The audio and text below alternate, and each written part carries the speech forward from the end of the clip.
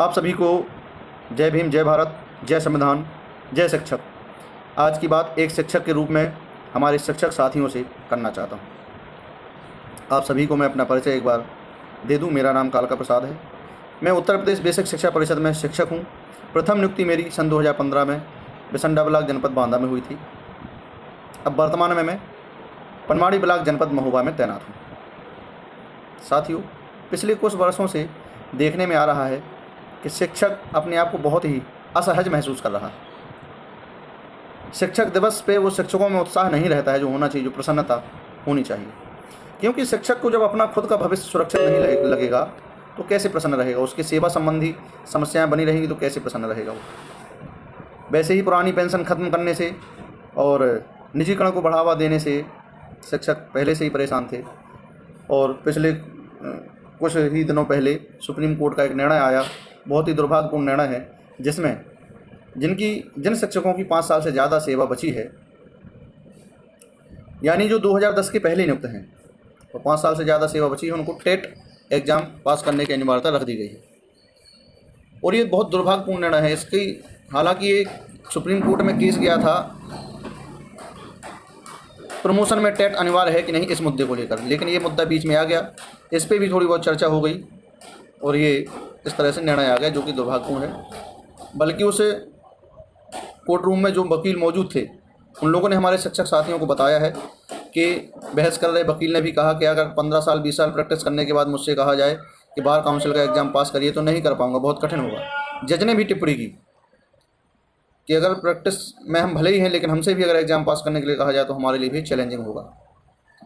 तो अब इस परिस्थिति में शिक्षक साथियों से निवेदन रहेगा कि अटेवा का केंद्रीय नेतृत्व 2013 से लगातार पुरानी पेंशन बहाली और निजीकरण रोकने पर काम कर रहा है।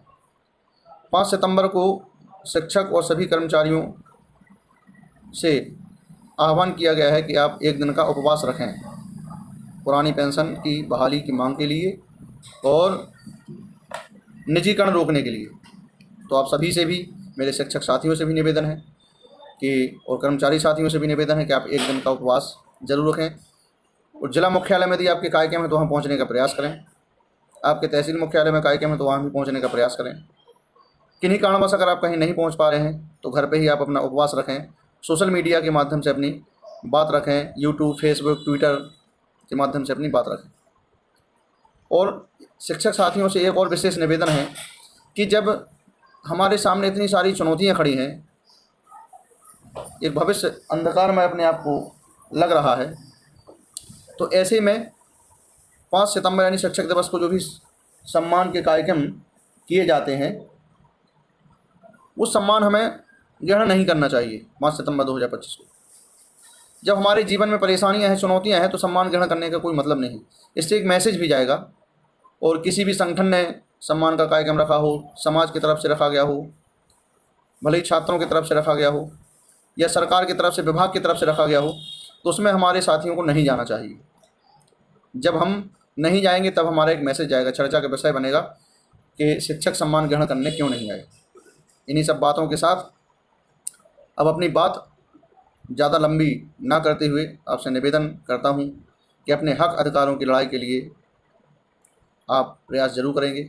और ये टेट का जो मुद्दा है, भले ही मैं और मेरे बहुत सारे साथी टेट एग्ज़ाम पास हैं, लेकिन जो हमारे साथी उम्र के इस पड़ाव पर हैं कि अब उनके लिए बहुत चैलेंजिंग है। उनका अनुभव इतना पर्याप्त है कि उनके ऊपर कोई अब उनकी परीक्षा लेने की ज़रूरत नहीं है। जब वो पढ़ाने में परफेक्ट हैं, पढ़ा रहे हैं, अनुभव भी एक बहुत बड़ी चीज़ होता है। उम्र के इस पड़ाव पर हैं कि थोड़ी सी उन्हें कठिनाई है, परिस्थितियाँ ऐसी होती हैं। किसी भी पेशा से अब कहा जाए कि वो 20 साल अपनी सेवा दे चुका है, 30 साल सेवा दे चुका है, कोई 15-25 साल सेवा दे चुका है, फिर उससे कहा जाए कि आपको एक अचानक एक टेस्ट देना है, चाहे वो डॉक्टर हो, इंजीनियर हो, वकील हो, किसी भी पेशे में हो, तो बहुत चैलेंजिंग होगा। बार बार अपनी योग्यता साबित करना, या तो एक वो उसके तारतम्य में बना रहा हो, नियमित अंतराल में उसके एग्ज़ाम होते रहे तो बात अलग है। लेकिन जब एग्ज़ाम की परिस्थिति छूट जाती हैं, अध्ययन की परिस्थिति छूट जाती है, आदमी प्रैक्टिस में आ जाता है, सेवा में आ जाता है, तो 15 साल 20 साल 25 साल बाद परिस्थितियाँ बदल जाती हैं। वो चीज़ें पहले जैसी रेगुलर नहीं रहती हैं। तो मेरा सुप्रीम कोर्ट से भी निवेदन है कि इस पर पुनर्विचार जरूर करना चाहिए। शिक्षक साथियों से भी निवेदन है, संगठनों से निवेदन है कि सुप्रीम कोर्ट में पुनर्विचार के लिए जाना भी जरूर चाहिए।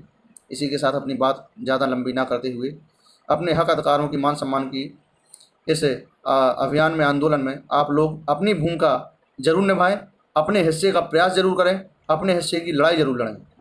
ये मत सोचें कि चलो मैं नहीं तो वो कोई और सही, ऐसा नहीं है। सब लोग अपने अपने हिस्से की लड़ाई लड़नी चाहिए। जय शिक्षक, जय समाज।